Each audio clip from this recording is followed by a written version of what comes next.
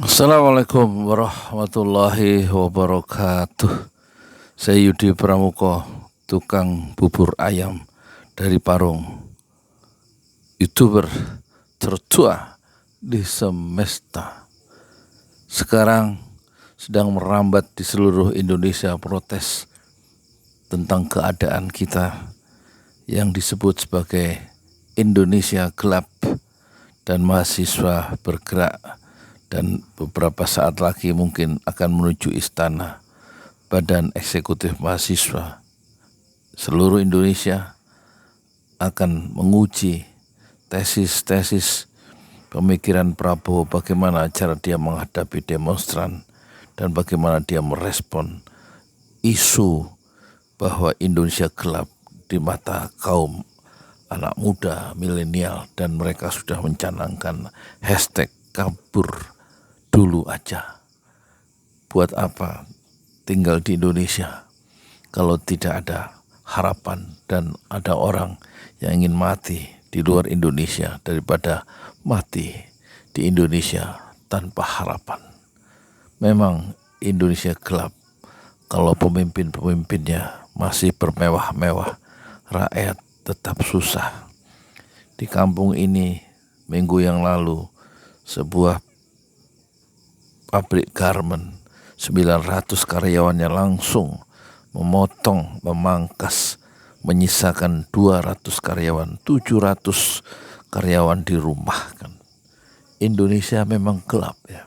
Dan kegelapan itu sudah dimulai di zaman Jokowi dan tampaknya akan semakin gelap, semakin pekat di era Prabowo yang penuh dengan demagogi, yang penuh dengan retorika dan demagogi tidak memotong akar masalah, kecuali demagogi dan retorika akan memantik, membuat tepuk tangan menjadi membahana dan orang tertawa, terpuaskan secara psikologis. Tapi keteduhan psikologis setelah mendengar pidato Prabowo yang penuh dengan amarah, yang lidahnya berapi seperti Bung Karno, itu tidak menyelesaikan masalah-masalah yang dihadapi oleh rakyat kita. Pidato yang penuh api itu tidak menyelesaikan masalah-masalah yang dihadapi oleh kelas menengah kita yang semakin hari semakin rontok. Sementara elit-elit berpesta pora, ada yang memiliki 16 perusahaan, memiliki tambang, kebun, tanah jutaan hektar. Ada yang memiliki 35 sertifikat surat tanah, ada yang memiliki 75 sertifikat rumah di mana-mana. Sementara rakyat untuk mengubah AJP atau KIRIK menjadi surat hak milik itu dikenai biaya 1,5 juta, dan rakyat tidak bisa membayar ketika dia setiap hari membeli beras 1 liter atau 2 liter untuk mempertahankan hidupnya. Jadi disparitas kesenjangan sosial begitu besar di Indonesia, pengangguran di mana-mana. Mahasiswa bergerak sekarang mengusung Indonesia gelap dan menuntut pendidikan yang gratis, pendidikan yang demokratis, dan pendidikan yang ilmiah. Sekarang kampus-kampus dikooptasi oleh kekuasaan sejak peraturan dikeluarkan oleh presiden bahwa rektor tidak lagi dipilih oleh sivitas akademika tapi dipilih atau ditunjuk oleh pemerintah. Itu berarti kuku kekuasaan sudah masuk ke dunia akademisi yang harusnya bebas bersuara, bebas dari kooptasi kekuasaan yang menindas. Memang Indonesia gelap untuk kaum kelas menengah dan untuk kaum mahasiswa, dan Indonesia gelap untuk kaum miskin dan papa yang sudah mereka alami sejak era Jokowi 10 tahun. Banjir bansos itu hanya menciptakan keteduhan, kejiwaan secara sementara, tetapi kemiskinan tetap bercokol di relung-relung hati rumah tangga orang-orang miskin, meskipun pemerintah merasa gagah bahwa Indonesia menuju Indonesia emas tahun 2045. Tetapi faktanya rakyat betul-betul hidup di dalam kesusahan, di dalam kegelapan, dan tidak ada yang membela.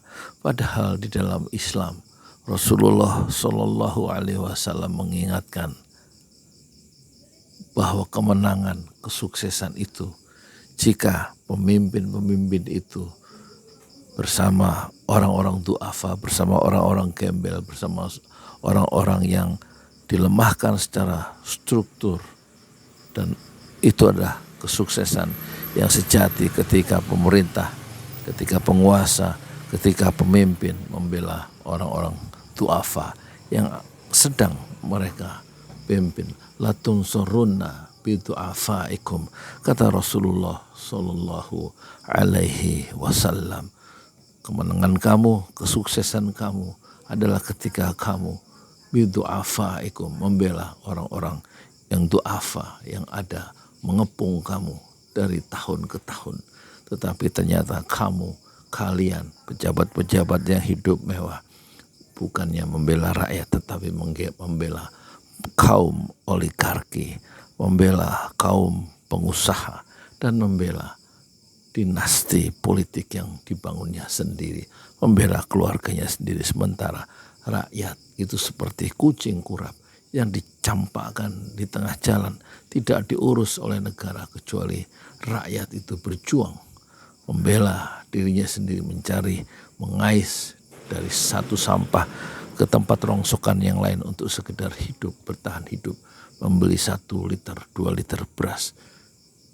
Siapapun presidennya, rakyat harus menolong dirinya sendiri. Betapapun Indonesia gelap, betapapun ada hashtag kabur dulu aja, betapapun apapun keadaannya, kata Rasulullah, alhamdulillah ala kulli hal, tetap mengucapkan alhamdulillah, segala puji bagi Allah terhadap segala keadaan. Kita boleh kehilangan segalanya kecuali keimanan dan harapan. Saya Yudi Pramuko, YouTuber tertua di semesta Fasbir Sobron Jamila.